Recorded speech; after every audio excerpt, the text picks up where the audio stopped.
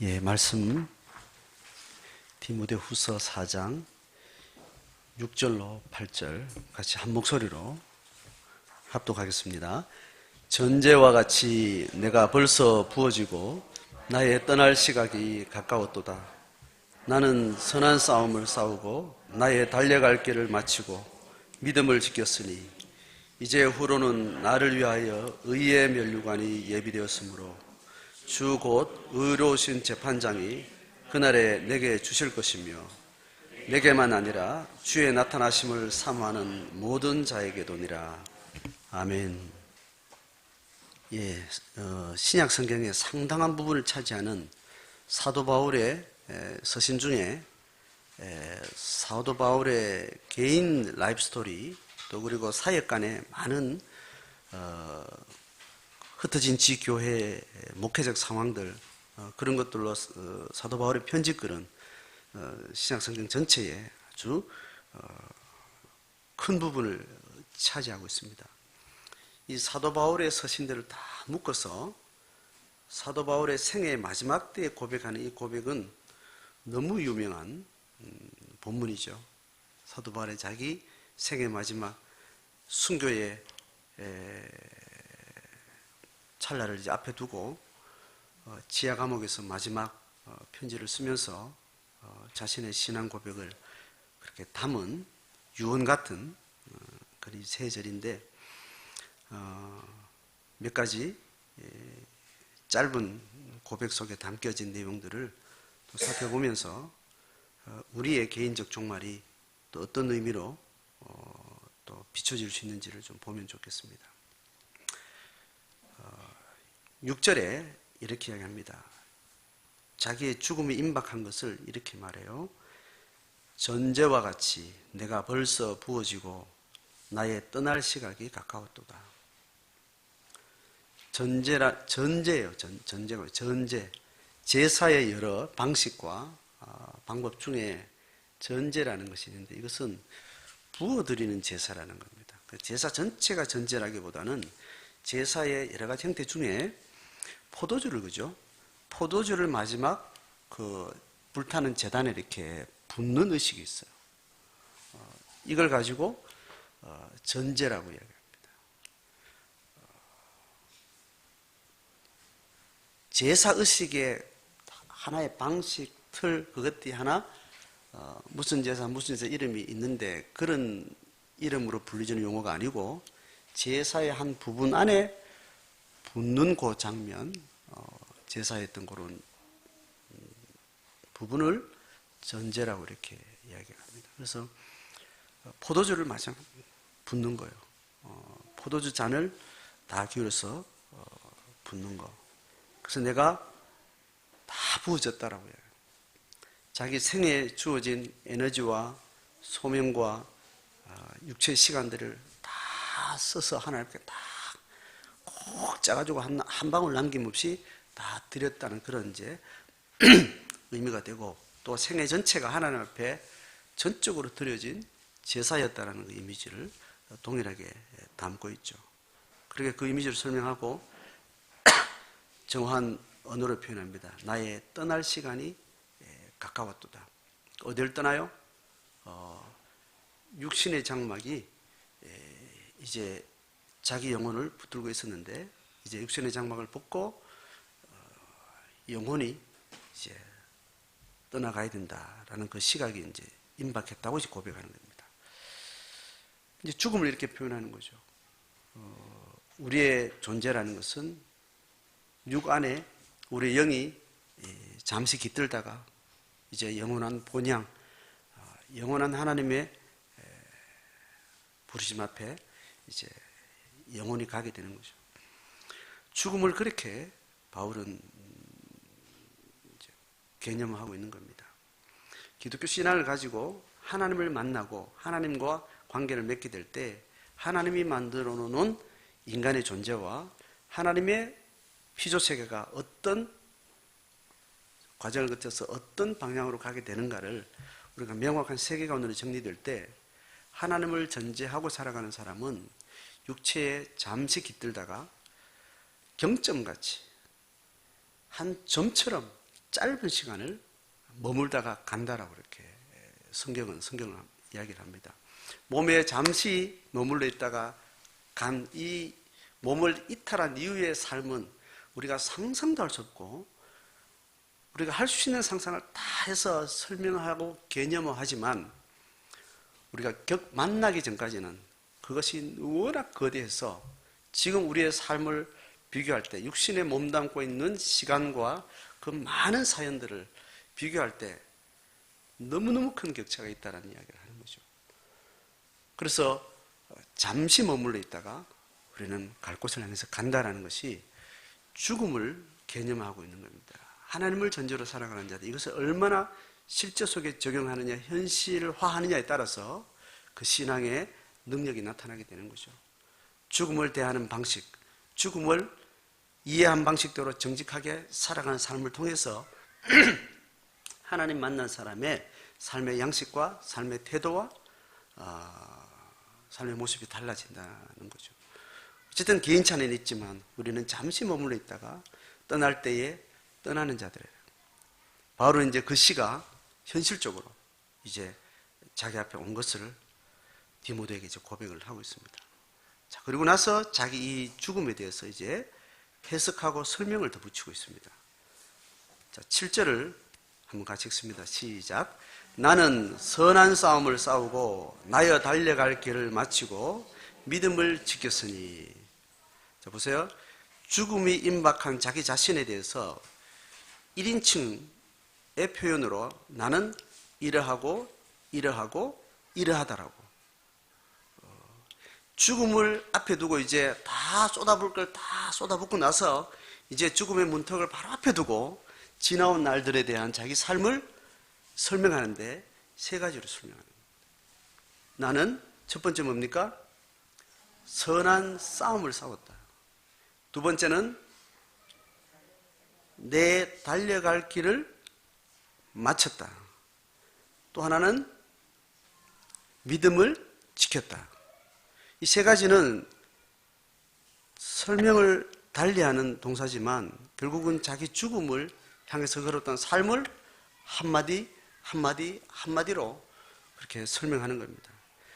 첫 번째 이야기는 이게 뭐가 떠올라요? 내가 선한 싸움을 싸웠다 했을 때 어떤 이미지로 자기 인생을 설명한 거예요?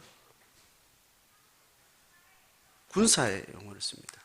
사도 바울은 곳곳에 자기가 살아가는 삶의 어떤 가치를 설명할 때 군인으로서 싸움을 싸우고 있다. 전사로서 그렇게 표현을 합니다. 그 싸움이 선한 어떤 하나님의 경향에 맞는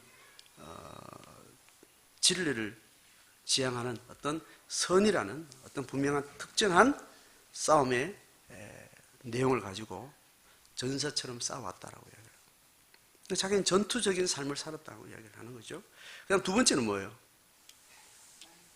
달려갈 길을 마쳤다 할 때는 누가 떠올려요? 어떤 이미지가 떠올라요? 쫓음발이하는 경주자를 떠올리는 겁니다. 로마 시대에 요즘처럼 요즘보다 더 열광하는 문화가 있었는데 그게 스포츠 문화였는데 요즘은 다양한 즐길거리가 있죠. 다양한 문화의 소비 양식들이 있는데 로마 시대에는 사람들이 즐긴다.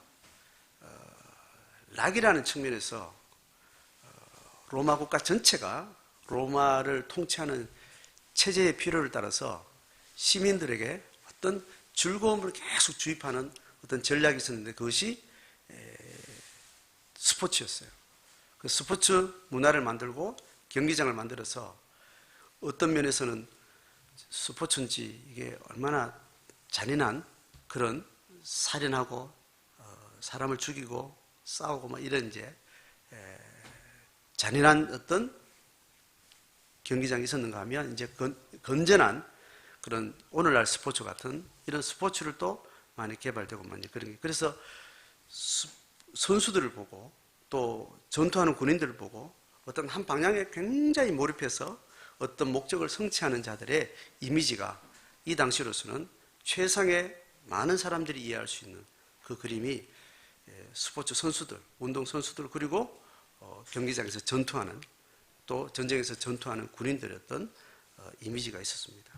자, 그래서 사도 바울은 자기 삶을 두 가지 이미지로 설명하면서 자기 삶에 분명한 목적의식이 있는 치열한 삶을 살았다는 그 의미를 여기에 다 담고 있습니다. 이게 하나 두 가지 이미지인데, 세 번째는 뭐예요? 믿음을 지켰다는 거예요. 그러니까 앞에 있는 두 가지는 이미지로 설명을 한 겁니다. 그 이미지의 공통점은 목적의식이에요. 한 방향을 향해서, 목적을 향해서 달려가는. 그리고 실제에 대한 이야기를 세 번째 하는데, 그게 뭐냐 하면 믿음을 지켰다라고 해요. 여러분, 앞에 있는 두 가지 이미지는 굉장히 목적의식을 지금 담고 있는 설명입니다. 그런데 믿음은 설명할 때는 믿음을 어떻게 따요? 믿음을 지켰다라고 해요. 믿음을 직접적으로 진술할 때는 지켰다라는 말은 동적으로 느껴져요? 좀 대체로 정적으로 좀 느껴져요? 네? 동적인 표현이라기보다 약간 정적인 표현이죠. 믿음을 이렇게 쟁취했다 이러면 뭐가 돼요? 정적으로 느껴져요? 동적으로 느껴져요? 약간 동적으로 느껴지죠, 그죠? 자, 앞에 있는 자기 삶을 그릴 때 앞에 있는 의견은 굉장히 목적의식을 가진 공격적이고 적극적이고 동적인 이미지로 설명했는데, 실제로 자기의 내면의 가치를, 신앙을 이야기할 때는 정적인 것으로 설명을 한 겁니다. 내가 믿음을 계속 확장시켰다. 믿음을 내가 쟁취했다. 이렇게 표현을, 믿음은 지켰다라고 이야기하는 겁니다. 기독교 신앙에 있어서 그 사람을 엄청난 목적을 세우고 살게 하는 그 힘이라는 것이 있는데, 그 힘은 실제는 신앙이라는 것이고, 그것을 믿음이라고 표현하는데, 그 믿음이 실제화될 때 그 사람에게 있는 믿음은 움직이는 모습이 아니고 정지해 있는 모습이에요. 움직이는 모습이 아니고 정지해 있다는 것은 미완성이란 말이에요? 완성이란 말이에요?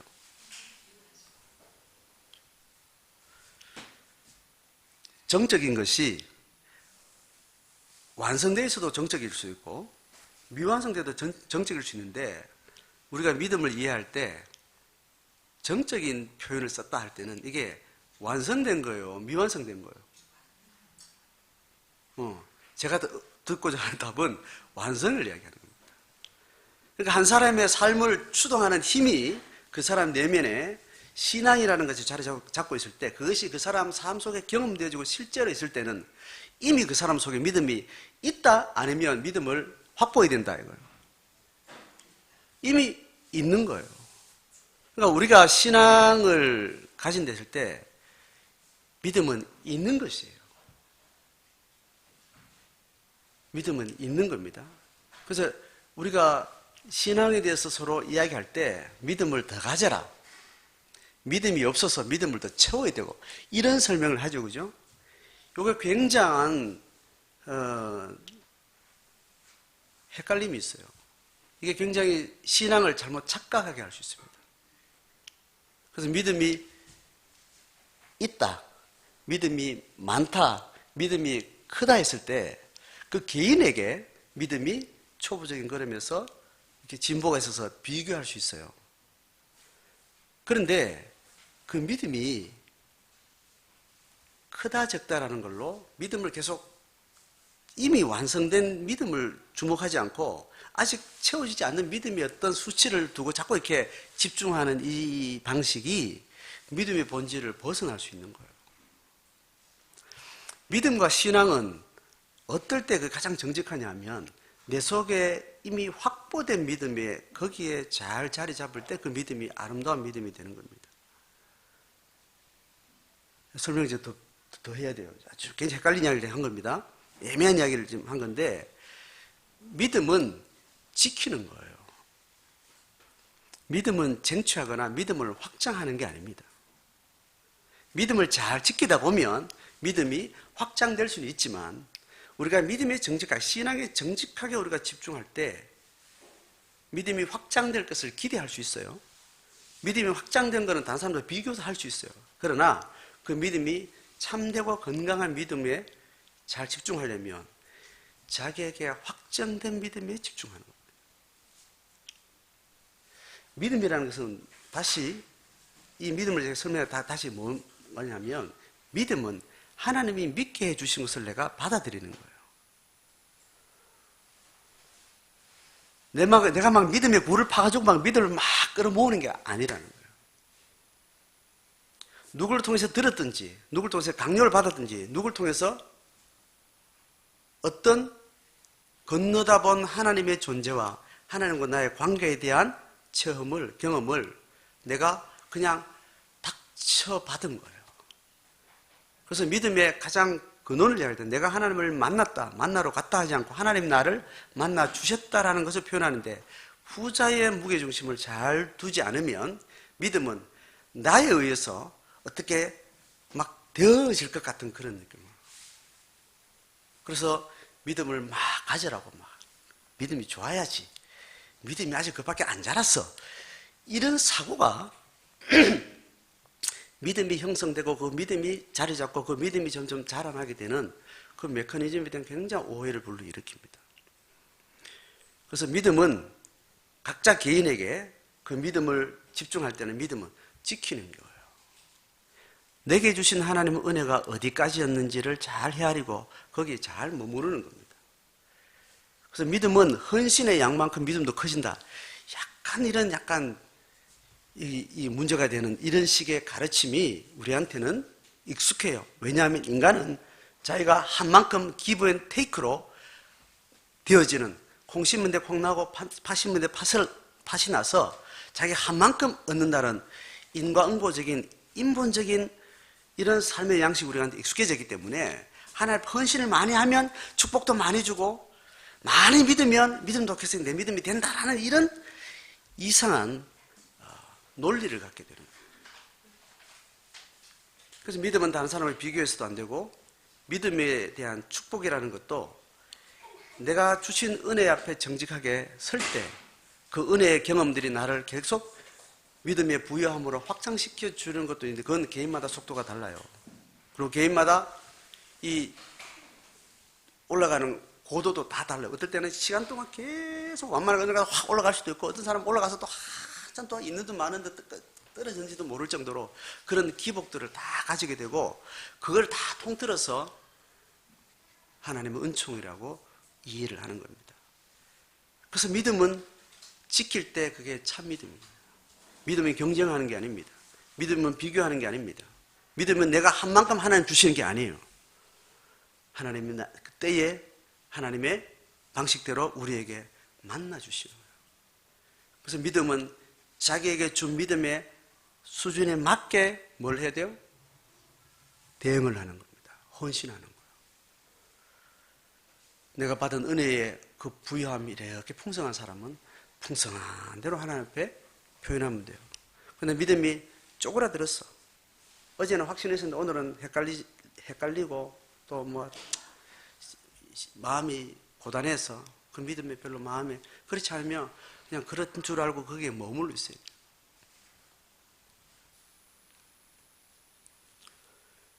믿음은 지키는 거예요. 그렇게 할 때 믿음은 제대로 추진력을 가지게 돼요. 그 추진력은 일관성을 가지게 됩니다. 그 일관성은 어떤 증거를 만들어요. 그래서 내 안에 하나님 주신 은혜가 뭔가, 내가 하나님 앞에 받은 것이 뭔가 카운트를 하셔야 돼요.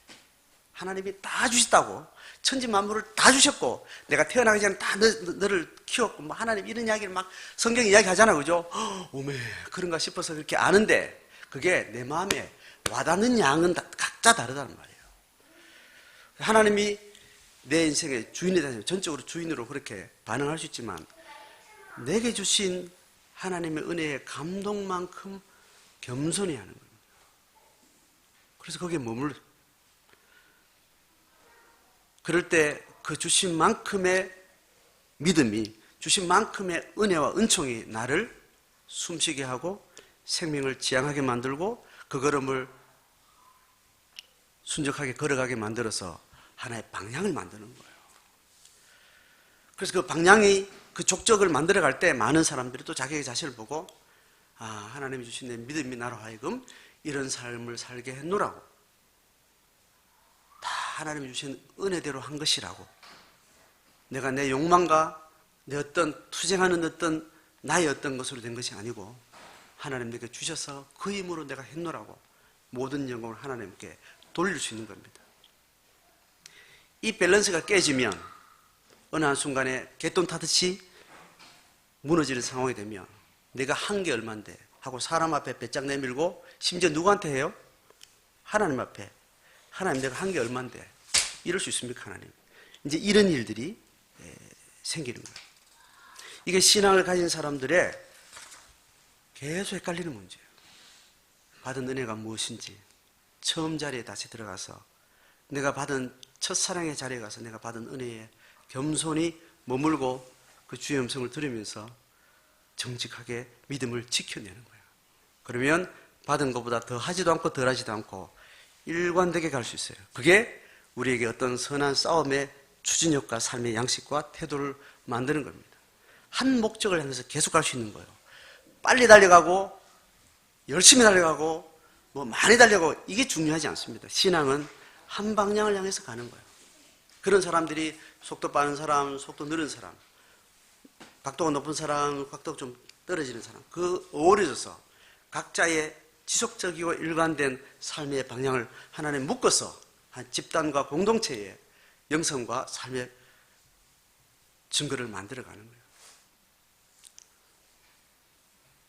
자, 바울이 그렇게 자기 받은 은혜대로 이렇게 살았다는 이야기를 하는데, 여기에 대한 결과를 8절에서 이야기하는데 보세요. 8절 한번 읽습니다.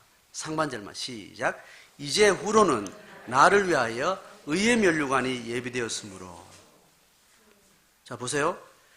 7절은 이게 사도 바울이 하나님 앞에 받은 믿음의 분량에 맞게 내가 지속적으로 목적을 흐트리지 않고 그렇게 달려왔다는 거예요. 그 싸움을 싸웠다는 이야기예요. 자, 그 결과로 이제 내 죽음의 문턱을 넘으면 이제 후로는, 이 후라는 것은 이제 눈앞에 온 이 죽음 앞에 죽음의 문을 통과하고 나면 그 후를 이야기하는 겁니다. 뭐가 있다? 나를 위하여 의의 면류관이 예비되어 있다. 자, 사도 바울의 이 확신은 어디서 오는가 하면 이 선한 싸움을 싸워야 되겠다, 내가 이 방향을 향해서 내가 달려야지 라는 이 첫 출발지에서 이게 약속된 거예요. 이걸 가지고 성경은 언약이라고 이야기합니다. 자, 자기 방식대로 이 절이 갈팡, 줄팡, 좌충, 우돌 살다가 하나님 앞에 받은 은혜를 발견하고 나서 이 은혜에 합당하게 내가 살아야지 라고 자기 존재 가치가 바뀌고 나서 믿음으로 주어진 자기 새로운 생명의 존재 가치를 향해서 이 가치에 합당한 삶을 살아야지 하고 그 믿음의 분량에 맞게 쭉 살아오는데, 그 첫 하나님과 나 이렇게 살겠어요, 하나님 내게 이런 분이라면, 하나님 내게 이것을 주셨다면 나는 이제 이렇게 살겠어요 하고 하나님과 내가 언약을 맺는 겁니다. 믿음은 내가 의식하지 않던 믿음에 반응하는 심령이라는 것은 하나님과 언약을 하게 돼요. 그렇다라고 구약과 신약과 모든 신앙의 선배들은 그렇게 하나님을 만난 거예요. 그래서 하나님하고 약속을 하는 겁니다. 자, 내가 내게 준 이 은혜대로 정직하게 살면 지금 맛보기를 본 은혜, 이 은혜하고 비교도 할 수 없는 엄청난 하나님의 새 생명의 세계로 내가 너를 완전히 불러주겠다, 이 약속을 하는 겁니다. 그러니까 크든 적든 스쳐 지나가던 한순간에 각이 열리면서 하나님의 신세계를, 하나님의 신성을 딱 맛보고 난 신앙의 영감이라는 것은 번뜩 지나가는 방식으로 하나님의 세계를 발견하게 됩니다. 그거를 육의 삶 속에서 얼마나 누리냐 이거는 다른 문제인데 한번 인지하는 영의 눈으로 하나님의 존재와 그의 실제가 어떠한 존재란 어떠한 것이라는 것을 하나님이 만나 주실 때 그 경험을 합니다. 이거는 어떤 이미지로 설명할 수 없고 영적인 시각으로 영적인 감각으로 그 세계를 언뜻 보게 되는 거예요. 그 언뜻 비치는 그 찰나에 하나님의 엄청난 생명이 그 안에 밀려오는데 경험한 사람들의 표현을 어떻게 하면 홍수가 댐이 터졌을 때 그 물이 덮치는 그 힘으로 느꼈다라고 그렇게 고백을 하는 거 아닙니까? 성경도 그렇게 기록되어 있죠? 홍수가 범람하듯 그렇게 우리를 덮어버린다고 이야기하는데 그렇게 말할 때 신앙을 가진 사람은 시대를 막론하고 어떻게 내 경험한 걸 저렇게 설명하지? 뭐 그렇죠 여러분도? 아닌가 봐. 저는 그래요. 저는 성경에 어쩌면 수천 년 전에 수백 년 전에 어쩌면 현대를 살아가는 내 삶의 어느 한순간 언젠지도 모르겠지만 하나님의 존재와 그의 사랑이라는 것을 내가 경험한 그 놀라운 경험의 방식 그대로 홍수가 그 사람을 그냥 덮어버렸다고 이야기를 하는데 옳거니 이게 느껴지는 겁니다. 하나님을 만나는 순간에 언약이라는 것은 그래서 도장 찍는 거예요. 여러분 내가 아파트 안 살아봐도 한 딱 가서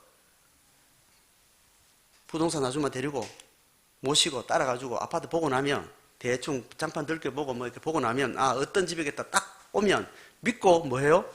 도장 찍잖아요. 하나님의 은혜를 그렇게 선 경험하고 나서 하나님과 약속을 하는 거예요.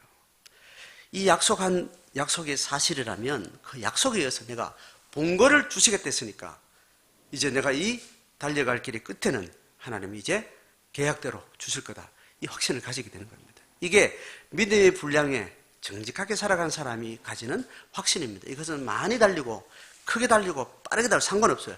정직한 믿음의 분량을 따라 걸어가는 사람, 한 방향을 향해서 내가 좌충우들 좌우로 치주지 않고 걸어가는 사람이 죽음 앞에 섰을 때 가지는 확신이에요. 뭘 준다며? 누가 옆에 물어도 뭐 말은 할 수 없어. 줄 것이 확실한 거야. 내가 봤기 때문에. 겪었고 그것에서 눈을 내가 거기서 띄지 않고 내가 살아왔기 때문에 그것이 내 것이라는 것이 확신이 있는 거예요. 그 사람은 죽음 앞에 초연합니다. 하나님의 언약을 신실하게 내 삶 속에 지키고 가는 사람은 죽음이 눈앞에 예상할 수 있는 상황에 와도 예상할 수 없는 상황에 들이닥쳐도 죽음이 현실에 왔을 때 초연할 수 있습니다. 교통사고가 나든지 큰 질병에 몇 개월 안 남았습니다. 어떤 병이 들었습니다. 질병의 선고가 떨어지든지 실제로 내 속에 죽음이라는 게 현실로 왔을 때 언약의 입각에서 살았던 사람은 죽음 앞에 초연해요. 이 죽음 문턱 이후에 뭐가 있다는 것을 내가 마음속에 아는 대로 그 심정 그대로 내가 품고 있기 때문에 이게 사도 바울이 걸었던 이 걸음의 방식대로 똑같이 사도 바울처럼 화려할 필요도 없고 사도 바울처럼 거대할 필요 없습니다. 정직하게 걸어갔던 사람이 죽음을 딱 직면했을 때 죽음 뒤에 뭐 있을 것이라는 것은 훤히 알고 그것을 받아들이기 때문에 죽음은 모든 사람에게 하나님을 떠난 모든 사람의 죽음은 두려움의 가장 궁극적인 것으로 우리 가운데 작동하는데 이 생명 앞에 참된 실제를 가지고 있는 사람은 두려움 없이 초연할 수 있고 상 주실 것에 대한 분명한 신뢰를 가지고 죽음 앞에 서게 되는 거예요. 이게 확신한 사람은 혹시 죽음을 연장시켜 준다 할 때 이게 반가울까요? 약간 아쉬울까요? 에? 내가 방금 이야기한 사람이 있다 치는데 죽음이 임박한 줄 알고 그 떠올리고 이 죽음 이후에 있는 면류관에 있는 현실적으로 내가 와서 죽음의 초연한 태도를 자기가 경험한 사람이 어떤 상황에 의해서 죽음을 조금 어쩌면 연장시켜 줄지도 모른다, 연장될지도 모른다 했을 때 아쉬울까요? 반가울까요? 자기가 알겠지. 이게 반가운 반, 아쉬운 반, 뭐 이럴 수도 있는데, 자기 깊은 내면에까지 들어가서, 진짜 내가 이 연장된다는 것에 있어서 아쉽다라는 느낌이 든대요. 사도 바울이 이야기하는 거예요. 사도 바울. 저는 아직 경험 안 했습니다. 저는 죽음 앞에 이 뒤에 뭐가 있을 것이라는 확신은 저는 겪어봤어요. 그런데 연장되는 상황이 실제로 이렇게 있어가지고 아쉬웠는지 뭐 반가웠는지는 저는 아직 모르겠는데, 제가 겪은 그까지 경험에 하면 아쉬울 것 같아요. 아쉬울 것 같아요. 내가 경험해서 내가 약을 써보고 효험이 있고 난 다음에는 내가 이제 그 질문을 할 수 있겠더라고요. 죽음이 계속 연장된다는 것에 조금 아쉽다는 마음이 실제로 내 속에서 간절하게 들고 난 이후에 다른 사람은 어떤지 묻고 싶더라고. 내가 그 앞에 서보니까 자기가 돌아봐지는 것이 분명해지니까 다른 사람에게 묻고 싶은 용기가 생기더라고요. 굉장히 무리한 이야기 아니에요? 죽을 준비 됐습니다. 지나가는 말로 그냥 멘트를 할 수 있지만 실제로 죽을 준비가 됐습니까? 암 환자를 두고 그 이야기 할 수 있나요? 굉장히 무리한 이야기입니다. 인간적으로 생각하면.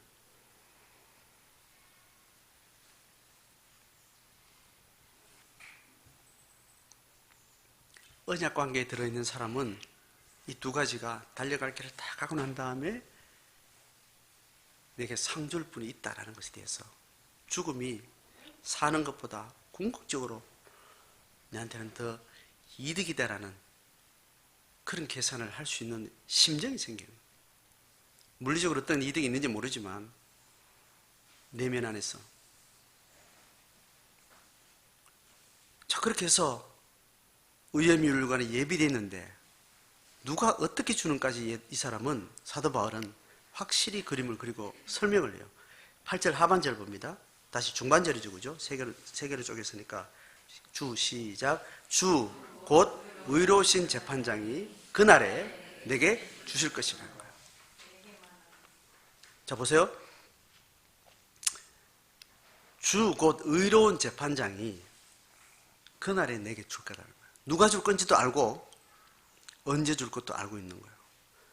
자, 보세요. 지금 시간에 대한 설명이 나옵니다. 지금 방금 읽은 구절에서. 뭐요? 그날이라고 그랬어. 자, 이 그날이라는 말, 그죠? 그날. 여러분 성경에 그날 이런 이야기 있는데, 제가 이제 또 질문할 때 해보세요. 지금 사도 바울이 이 말 하고 있는 이 같은 구절 안에서 자기 개인적인 죽음을 이야기할 때 뭐라고 설명했어요? 떠날 시각이 가까웠다 그랬어요. 그죠? 떠날 시각이 가까웠는데 요거보다 조금 이후에 멸류관을 받을 텐데 그때는 언제라 그랬어요? 8절에 그 날이라고 그래요. 자, 여기서 이제 종말론에 대한 이야기를 좀 합니다. 여러분, 기독교 신앙은 시간을 이렇게 직선으로 설명하고 있어요. 시간의 시작도 설명하고 있고 시간의 끝도 설명을 해요. 확실하게 설명을 합니다. 하나님이 계시한 자기 계시는 우리에게 시간의 처음과 시간의 끝을 선명하고 명확하게 이야기해요. 시간의 처음은 우리가 경험하지 못했지만 끝 시간과 처음 시간 사이에 모든 인간은 존재하게 되는데, 거기서 하나님을 만나게 되는데, 만나고 나면 언제였는지 모르고 언제일지는 모르지만 그 시간의 처음과 끝에 분명한 하나님의 뜻과 섭리를 우리는 받아들이게 됩니다. 그 상간에 내가 서 있다라고 이렇게 이해를 해요. 그리고 나서 만난 이후에는 결국은 시간은 과거와 현재, 미래를 향해서 가게 되는데 미래의 끝을 향해서 보는 거예요. 그 신앙이, 이 신앙을 살아가는 이 하나님의 피조 세계가 언젠가 끝이 있다라는 어떤 분명한 세계관을 가져주는데 그 끝을 기다리는 사람으로서 우리한테 삶을 살게 합니다. 왜냐하면 우리가 몸을 입고 있기 때문에. 몸을 입고 있는 동안은 아직 미완성 단계인데 이미 오지 않은 그 시간이 우리 속에 침투해 들어온 거예요. 그래서 그것을 확신하면서 이미 먼저 맛본 그 하나님의 끝을 향해서 기대하고 소망하는 마음으로 내 남은 삶을 그렇게 지향을 하게 되는 겁니다. 그래서 종말론적인 분명한 세계관을 가지게 돼 있어요. 하나님을 만나고 나서 그 하나님 어떤 분인지 성경을 통해서 이해를 하게 되면 종말론적인 분명한 목적의식을 가지게 되는 겁니다. 그래서 종말론은 신앙의 가장 중요한 관점이에요. 종말은 죽음을 설명하기 때문에, 그리고 내 살아있는 삶의 이유를 설명하기 때문에. 그래서 지금 살아있는 삶의 방식과 죽음이라는 알 수 없는 엄청난 두려움의 실제와 그 이후에 그 모든 것들이 한 큐에 다 설명이 되기 때문에 삶이 선명해지는 거예요. 그래서 종말론을 확실하게 자기 세계관으로 가지게 됩니다. 그래서 한 개인이 그 종말을 내가 사모하며 있다가 경험을 하게 될 때, 종말이 언젠가 올 거 아니에요, 그죠? 한 인간의 존재, 육을 벗어나면 영으로 존재하기 때문에 언젠가 끝이 오는데, 종말을 설명할 때 성경은 두 가지로 경험하는데, 하나는 개인적 종말, 두 개는 역사적 종말을 이야기합니다. 개인적 종말은 언제 경험하면 아직 시간적으로 주님이 올 때는 되지 않았는데, 내가 몸이 멸해서 몸을 떠나서 내가 가게 될 때, 이때 개인적으로 마지막을 맞이하게 되는 거예요. 이걸 개인적 종말로 경험하게 되는 겁니다. 내 죽음의 실제 상황이 오게 된단 말이죠. 수명이 다해서 죽음 오면 그걸 개인적 종말이라고 합니다. 그 죽음이 쌓여서 이제 그 모든 물리적 시간에 다 찼을 때 이제 오는 마지막 그 역사적 종말이 때가 오는데, 역사적 종말은 어떤 식으로 성경이 설명되는가 하면, 그 날을 가까이 있는 걸로 말할까요? 멀리 있는 걸로 말할까요? 네? 개인적 종말보다는 역사적 종말은 멀리 있는 걸 이야기합니다. 역사적 종말은 어떻게 설명되는가 하면, 예수 그리스도가 멀리 있는 그날에 오신다라고 설명을 해요. 그런데 개인적 종말은 어떻게 해요? 주체가 누구예요? 예수님이 아직 안 와요. 나는 몸을 떠나게 됐기 때문에 개인적 종말은 주체가 나가 되는 겁니다. 그리고 내가 지금 어떻게 한다고 사도 바울이 어떻게 설명했어요? 내가 어떻게 한다고? 떠나가는 거예요. 자, 이해되죠? 개인적 종말은 내가 이 몸을 두고 떠나 요단강 건너 가는 거예요. 근데 역사적 종말은 어떻게 설명해요? 그리스도께서, 이 우주 섭리의 모든 것의 통치자인 그리스도께서 오시는 거예요. 요단강을 건너오는지 구름 타고 오는지 뭐 어떻게 오는지 모르겠지만 오신다고 이야기하고 시기적으로 그날이라고 이야기합니다. 자, 보세요. 사도 바울이 지금 자기 개인 종말을 지금 막 구체적으로 아주 디테일하게 설명하다가 이제 상받는 언약의 결과의 어떤 상받는 상황을 설명할 때 어떻게 설명하는가 하면, 의로운 재판장이 그날에 죽이시겠다는 거예요. 자, 이 주체가 의로운 재판장이 라는 말도 종말을 설명할 때 항상 예수 그리스도의 재판을 이야기합니다. 심판을 이야기합니다. 그 설명으로 자기 개인 종말을 설명하는 거죠. 자, 그래서 우리가 하는 말 중에, 오늘 잘 만났다 이놈, 오늘 잘 만났다 이놈, 네 오늘이 네 뭔 날이야? 네 제삿날이요. 네 제삿날이 언젠가 올 것 같은데 오늘 날 만나서 너 오늘 죽었다, 이 말 할 때 네 죽음이 바로 네 생각했던 그날이요. 바울은 자기 죽음의 날을 예수의 재림과 동일시하는 거예요. 언약을 가진 사람은 예수의 오심이 자기의 개인 종말과 같이 만나는 것으로 그냥 그렇게 학수고대하는 거예요. 그래서 개인의 죽음과 개인의 종말과 역사적 종말을 동일하게 믿는 것, 이게 신앙을 가진 사람이 아주 선명하게 가지는 죽음에 대한 이해예요. 바울은 그것으로 설명합니다. 자, 이렇게 자기가 언약의 사람으로서 달려갈 길을 다 달려가고 그렇게 죽음을 통과하고 나서 주님께서 내게 주실 약속한 바, 의로운 재판장이 내게 주실 의의 면류관을 이야기할 때 이제 자기 이야기를 다 끝냈어요. 그런데 마지막으로 뭘 이야기하는가 하면, 자기 유언을 듣고 있는 누군가 대상을 향해서 나는 먼저 가지만 니도 이 길을 가기를 바란다. 이제 이런 유언을 하는 겁니다. 자기 고백과 함께 자기 유언을 하는데 8절 하반절 같이 읽습니다. 시작. 내게만 아니라 주의 나타나심을 사모하는 모든 자에게도니라. 자, 사도 바울이 의연 면류관을 받을 수 있던 조건이 뭐라고 지금 앞에 설명했어요. 네? 8절에 이제 후로는 나를 위해서 의연 면류 예비되었다 할 때 하기 전에 자기는 어떻게 했기 때문에 그렇다는 거예요.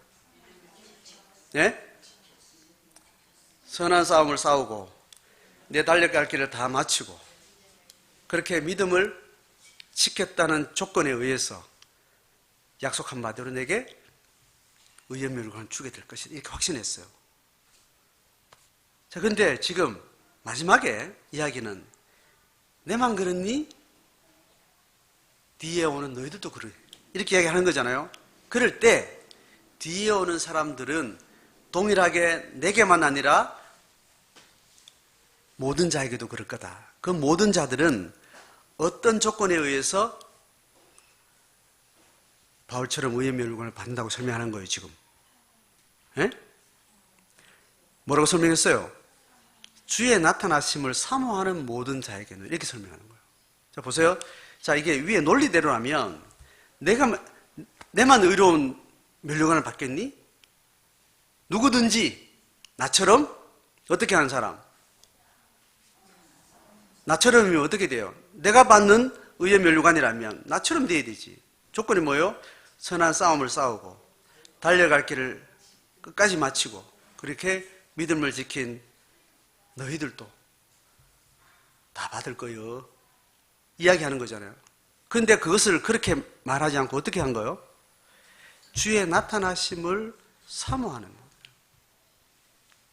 자, 이거를 주의 나타남을 사모하는 어떤 모든 자리에서 이게 이미지라고 제가 이야기했죠, 그죠? 아까 군인의 이미지 그리고 운동선수의 이미지, 이거는 누구의 이미지일까요? 사모하는, 누군가를 사모하는 무슨 이미지예요?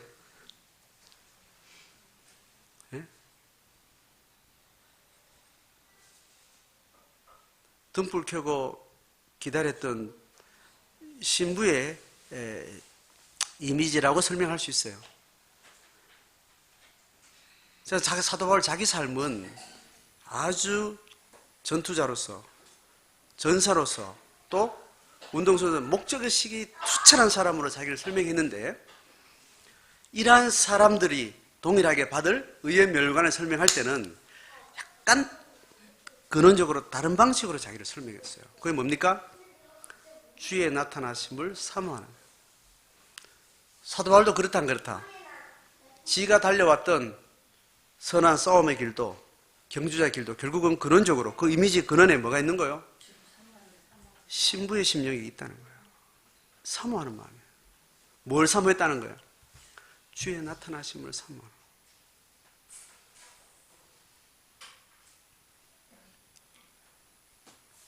우리가 믿음의 길을 간다 했을 때 우리 속에서 뭐를 찾아봐야 되는가 하면, 열심히 달리는 운동선수나 선한 싸움을 싸우는 전투자의 엄청난 에너지, 목적의식, 그런 것이 믿는 자에게 나타나는 증상이지만, 목적의식이 믿음을 지킨 자에게 어디서나 어떤 정서에서 나오는 거예요. 여러분, 목적의식은 인간의 지정의 인격의 세 구조 안에서 목적의식이라는 것은 뭐가 그것을 만들어 갈까요?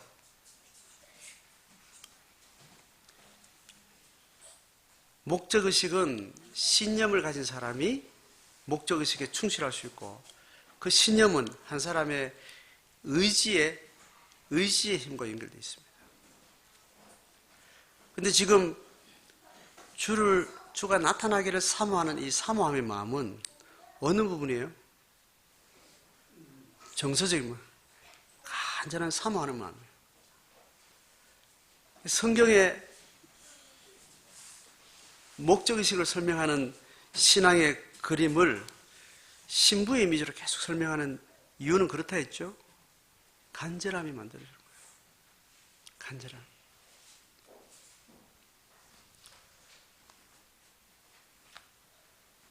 씩씩거리고 막 들었다 놨다 할 수 있는 막 그런 엄청난 열정과 에너지를 이야기하지만 그게 나타나는 양태는 수천여의 그 간절한 사모함의 순결을 이야기하는 거예요. 간절함을 이야기하는 거예요. 여러분, 내가 하나님 앞에 받은 은혜가 있다면 내가 빛같이 찰나적으로 하나님의 영광을 맛보고 하나님의 엄청난 물밀듯 하는 그 은혜를 내가 맛보아 아는 사람이라면, 맛본 사람은 어떤 결핍 앞에 간절하게 바라는 게 있는데 그것이 주의 나타나십니다. 주가 나타나시지 않으면 이 문제 해결될 수 없다. 내가 아는 바로는, 내가 경험하로는 주가 나타났을 때 모든 것이 덮였는데, 또 주는 그렇게 하기 위해서 우리에게 오시기를 원하는 분이고, 그 오시기를 간절히 사모하는 사람은 먼저 경험한 자가 먼저 한다라고 이야기해요. 주가 나타나심을 인해서 내가 경험한 그 은혜의 사람이 곳곳에 주의 은혜가 없으면 해결되지 않은 모든 어둠의 세상을 보면서 주가 나타나시기를 갈망하는 거예요. 그 갈망이 우리로 하여금 끝없이 달리게 하고 끝없이 싸우게 만드는 거예요. 내가 삶을 주동하는 나의 간절함이 뭔지를 깊게 묵상해 보셔야 돼요. 나의 간절함이, 참 근원적인 간절함이, 내 삶을 주동하는 그 간절함이 뭔지를 확인하세요.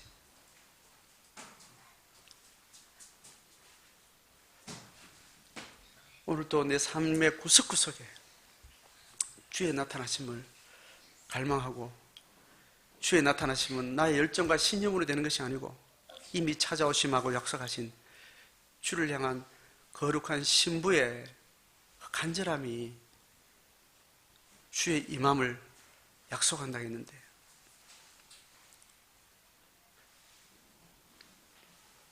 오늘 우리 마음 가운데 다시 죽음을 향한 여러 설정이 있습니다. 그죠?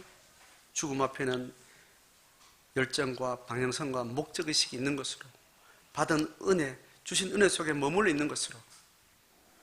그런데 그것을 계속 추동하는 힘은 어떤 방식으로 운하에 일어나는가 하면, 사람은 지정의의 구조로 되어 있기 때문에 우리의 신념은, 인간의 의지는 가장 숭고할 때 갈망을 베이스로 가지고 있는, 간절함을 가지고 있는 그 신념이 가장 힘있고 견고하다고 이야기합니다. 주를 갈망하는 그 갈망이 우리 속에 있어서 그 갈망에 신실하게 우리 한 걸음 한 걸음 하루하루를 주어진 사건 앞에 다만 주의 나타나시면 이 한 가지 이유만으로 이 문제는 해결될 수 있다고, 그것을 간절히 소망하고 기도하며 걸어가는 그 걸음이, 달리다 보니까 그것이 전투자의 걸음이요, 뛰고 나니까 경주자의 걸음이었노라고 그렇게 보여지는 거예요. 여러분, 각자가 나는 어떤 삶을 살겠다고 작정하고 신념하고 달릴 그럴 필요는 없습니다. 달리고 나니까 그렇더라는 거예요, 성경은. 그래서 그렇게 하려고 애쓸 필요 없어요. 지금 내게 주신 하나님의 은혜가 무엇인지, 그 주신 믿음, 그 주신 확신 앞에 신실하게 머물러서 닥치는 사건, 주어진 삶의 과제 앞에 주가 나타나시면 아니면 헛방인데, 주의 나타나심이 정말 필요한데 받은 은혜에 정직하게, 나는 100만 원 받아놓고 딴 데 가서 딴소리 하는 그런 이상한 사람이 받은 100만 원 그대로 정직하게, 내가 겪어보니까 주님이 나타나서 이게 이래 됐는데, 주의 나타나심을 그 사건 사고 앞에 매번 주님 앞에 한 마음으로 순결하게 딴 마음 쓰지 않고 다른 마음 차지 않고 신실한 마음으로 주의 나타나심을 사모하는 자로서 그 삶을 지켜나갈 때 그 걸음이 한 걸음 쌓이고 두 걸음 쌓이고 그 믿음이 자기 자신 안에서 계속 하나의 삶의 방향을 만들어내는데, 사람이 알아주든 알아주지 않든 자기는 아는 거예요. 또 누가 압니까? 주님이 아는 거예요. 그럴 때 가끔 사람들이 알아주는 거예요. 사람들은 가끔 알아. 가끔. 자기가 알면 되고 주님이 아시면 되는 겁니다. 그 걸음을 걸어가셔서 각자 다른 떠날 날이 다 있을 텐데 그 떠날 날에 내가 어떻게 달려왔는지 추상하고 그렇게 나를 가능하게 했던 그 믿음이 내가서 끝까지 지켜졌는지 그렇게 해서 받는 면류관을 확신 있게 증언하고 그 면류관의 축복을 남은 후손들에게 아직 죽음 앞에 서지 않은 자들에게 이 증언을 할 수 있는 그런 바울처럼 믿음 안에 살기를 주의 이름으로 축복합니다.